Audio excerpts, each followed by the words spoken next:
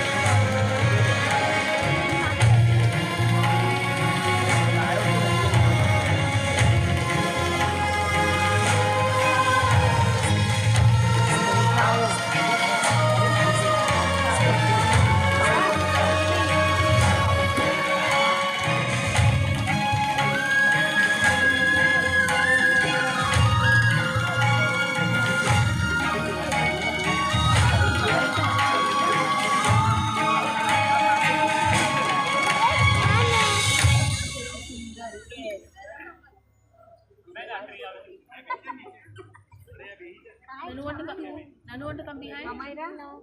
This way, na? Nanya want to come behind?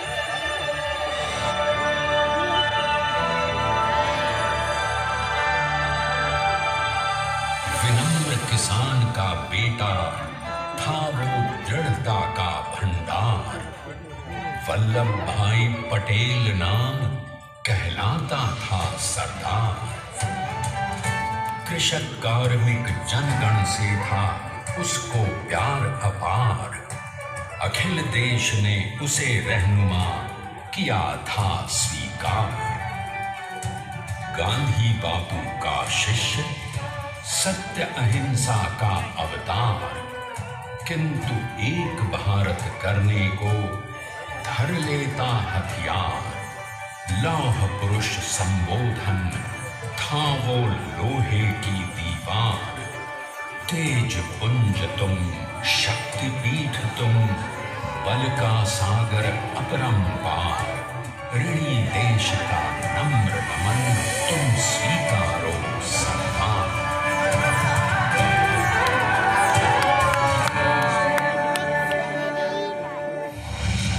1857 में अंग्रेजों को ललकारने वाले पहले स्वतंत्रता संग्राम के एक सक्रिय सिपाही थे झवेर भाई पटेल। करमसद गांव के इस बहादुर देशभक्त किसान और उनकी पत्नी लाडबाई के 5 बेटों और 1 बेटी में से चौथे पुत्र थे वल्लभ भाई। बालक वल्लभ ने करमसद के बाद नडियाद से अपनी हाई स्कूल की शिक्षा पूरी की। फिर 13 साल की उम्र में उनकी शादी भी हो गई छोटी सी झवेर बाई से। 2 बच्चों, बेटी मणिबहन और बेटे डाया भाई को जन्म देने के बाद झवेर बाई असमय ही चल बसी। सदी बदलने और 20वीं सदी आने पर उनका जीवन भी एक चमत्कार की तरह बदला। पीटर का इम्तिहान पास करके वो वकालत करने लगे। पहले गोधरा, फिर आनंद और उसके बाद अहमदाबाद में। मगर जल्द ही वकालत छोड़कर वो बैरिस्टर बनने की इच्छा से इंग्लैंड चले गए। लंदन में बैरिस्टरी में अव्वल आने और वजीफा जीतने वाले वो अनोखे भारतीय थे। अब तो अहमदाबाद की वरिष्ठ अदालत में बैरिस्टर पटेल की जिरह और जीतों की धूम मच गई।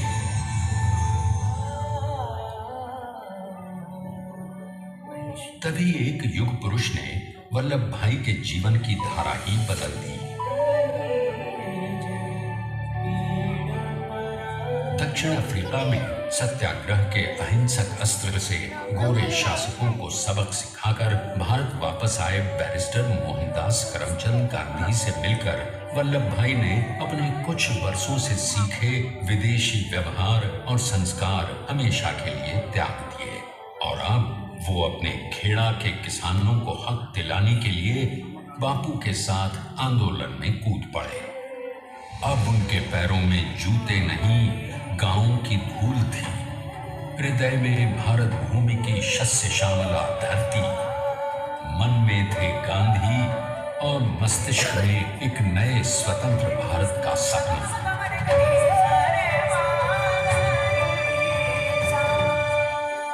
तभी बारडोली के मजबूर मजलूम किसानों की यातना का समाचार उनके पास पहुंचा। तुरंत वल्लभ भाई वहां पहुंचे और यूं शुरू हुआ भारत का सबसे बड़ा और सफल किसान आंदोलन बारडोली। वल्लभ भाई ने बारडोली के 87,000 किसानों को ऐसा अटल अडिग अचल मनोबल दिया कि अंग्रेजी सरकार हिल गई और 1 बरस के बाद उनका लगान माफ कर दिया गया। अब तो पूरे देश में लोग वल्लभ भाई के नाम की कस्में खाने लगे। स्वयं महात्मा गांधी ने कहा, अब वल्लभ भाई मेरे शिष्य या साथी नहीं, सारे देश के सरदार हैं और देश को मिल गया एक अनोखा असरदार सरदार।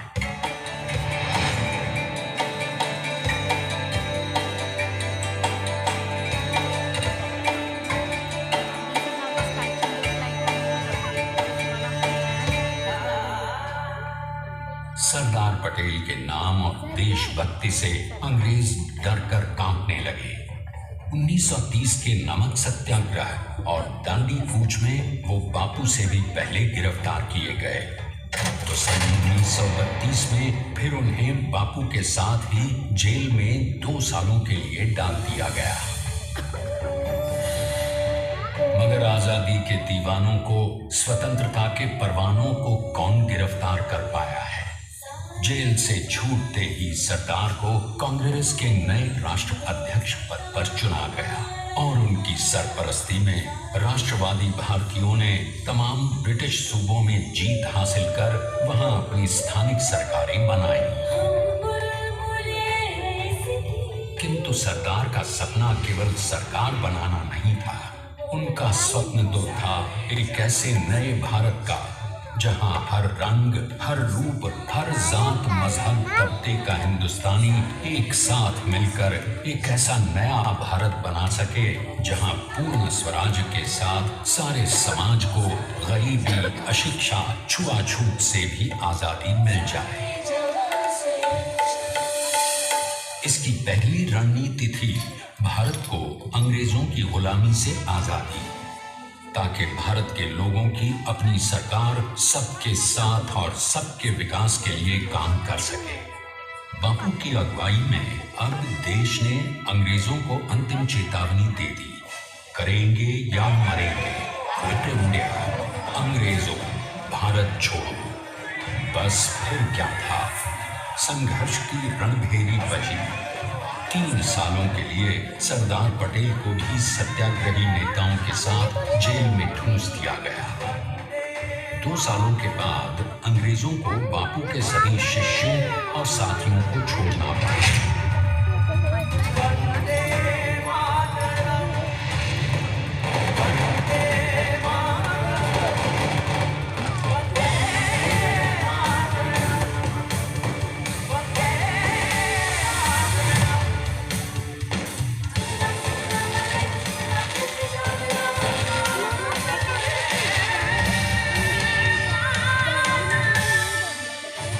स्वतंत्रता के स्वप्न के सच होने के साथ अब सरदार पर कई एक नई जिम्मेदारियां थीं। आने वाली आजादी की तैयारी, और एक नए भारत के लिए नए लोकतांत्रिक संविधान की संरचना। जैसा उनके साथी ने खुद कहा था, सरदार ने ही छैनी हथौड़ी लेकर एक नए भारत को उकेरा है।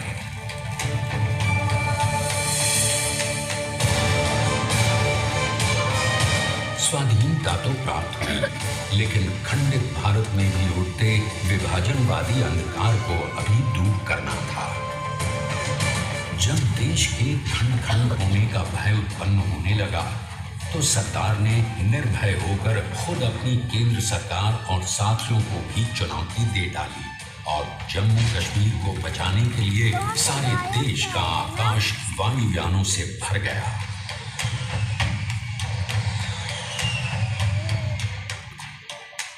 और फिर हैदराबाद और जूनागढ़ के भारत में विलयीकरण को पाकिस्तान से चुनौती मिली।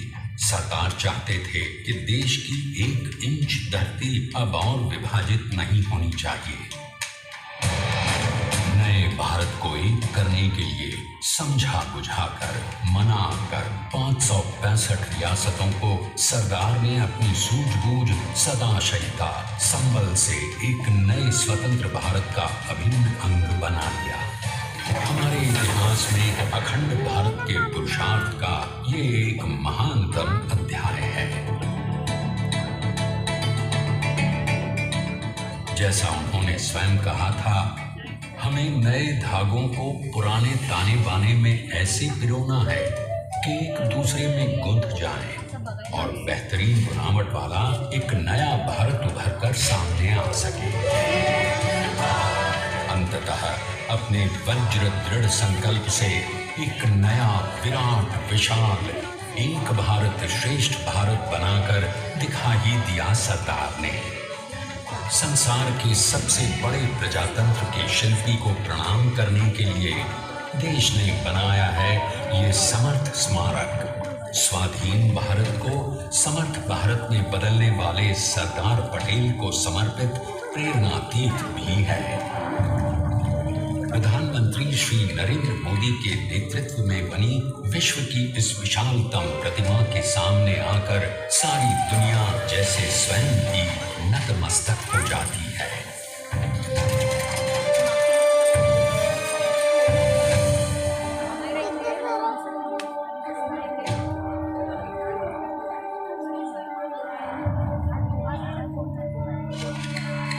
देश को बना गया वो अमित अटल, हरा सका उसे न कोई शत्रु दल। चट्टान के समान सा पुरुष प्रबल, पटेल तो स्वदेश का सम्मान है, पटेल तो स्वदेश का सम्मान है, पटेल तो स्वदेश का सम्मान है, पटेल तो स्वदेश का सम्मान है।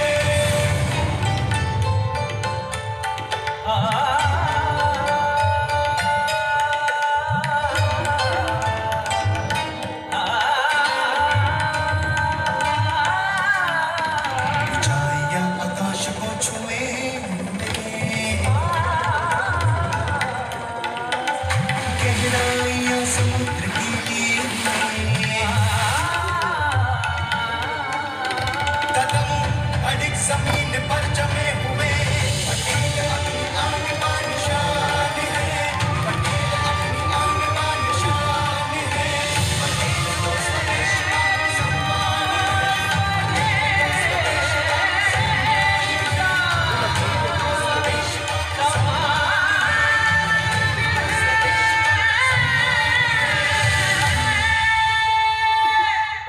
आइए अब देखते हैं कि अपने लौह पुरुष को श्रद्धांजलि देती 182 मीटर ऊंची विश्व की सबसे विशाल काय प्रतिमा का निर्माण कैसे हुआ।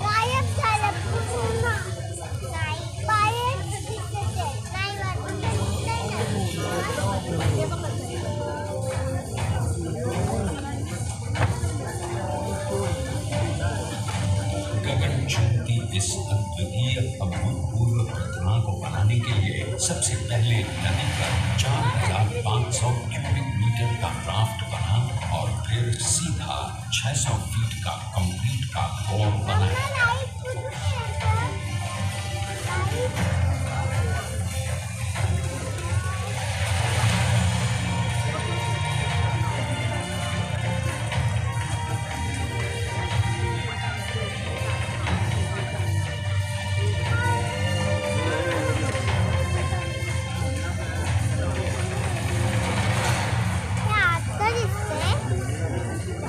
कसं बनवलं ते बघ दाखव.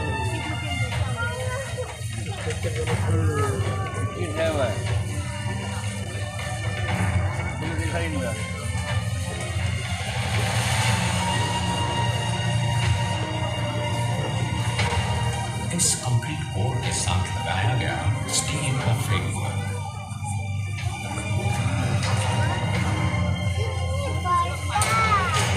और इस फ्रेमिंग पर 6500 ब्रॉन्ज के पीसेस लगाए गए।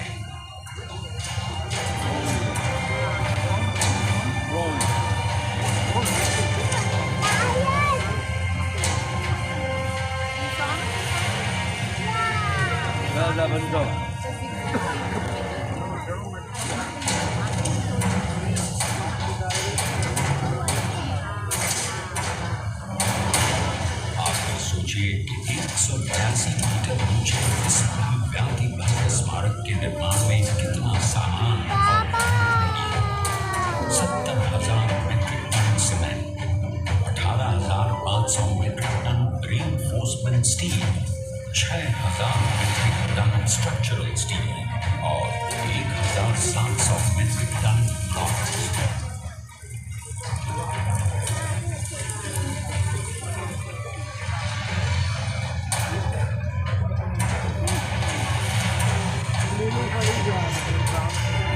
स्टैच्यू ऑफ यूनिटी आज एक वर्ल्ड आइकॉन है और इसे मुमकिन बनाने में एक सेकंड भी ब्रेक लिए बिना देश भर की टीम्स ने 24/7 काम किया।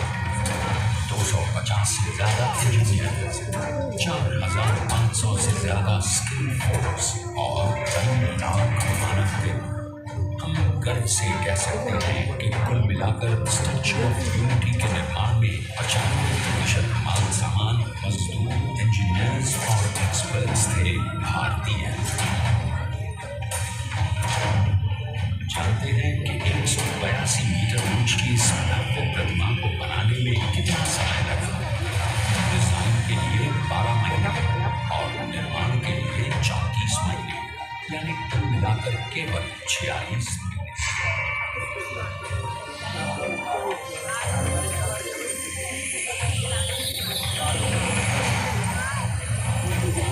और इसी तरह बनी देश के शिल्पकार की एक अनूठी अद्वितीय विशाल प्रतिमा, जो सिर्फ आज ही नहीं बल्कि आने वाले न जाने कितने सालों तक यूं ही चमचमाती रहेगी।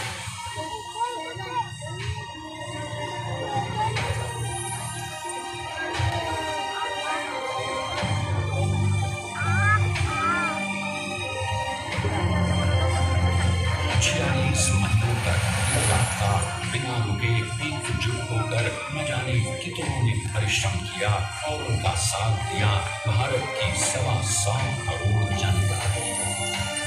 और तभी मुमकिन हो पाया एक ऐतिहासिक निर्माण जो आज कहलाता है भारत की नई पहचान। स्टैच्यू ऑफ यूनिटी, विश्व की सबसे ऊंची प्रतिमा।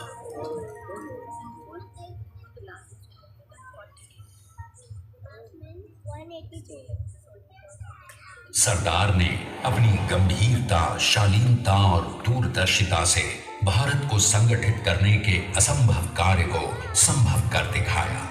आइए आज हम सब उन्हीं की महिमा में विश्व के सामने एक उदाहरण रखें, क्योंकि ये ही भारत को श्रेष्ठता के मार्ग पर ले जाएगा। हमारा कर्तव्य ये है, हमें निश्चय कर लेना चाहिए कि हमें हिंदुस्तान में जितने लोग हैं सबको मिल के भाई भाई की तरह कर लेना है। स्टैच्यू ऑफ यूनिटी एकता की प्रतिमा और श्रेष्ठता का प्रतिबिंब है। एक पहल है इस अखंड भारत को श्रेष्ठ भारत बनाने के सपने को पूरा करने के लिए। एक पुकार है हम सबको एकजुट होने के लिए, एक आंदोलन है भारत को सबसे आगे ले जाने के लिए, श्रेष्ठ बनाने के लिए।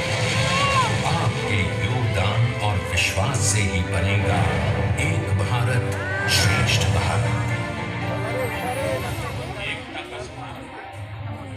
एकता का संदेश है कि भाषा अनेक, भाव एक, राज्य अनेक, राष्ट्र एक, पंथ अनेक, लक्ष्य एक, बोली अनेक, स्वर एक, रंग अनेक, तिरंगा एक, समाज अनेक, भारत एक, रिवाज अनेक, संस्कार एक, योजना अनेक, मकसद एक, कार्य अनेक, संकल्प एक, राह अनेक, मंजिल एक, पहनावा अनेक, प्रतिभा एक, चेहरे अनेक, मुस्कान एक।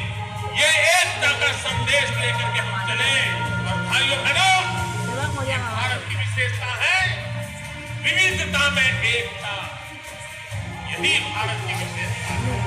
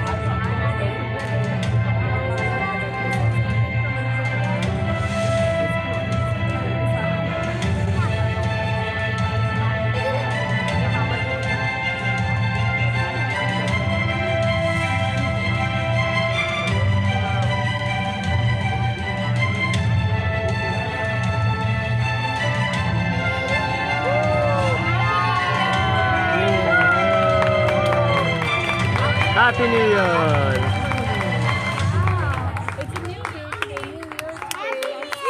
Happy New Year!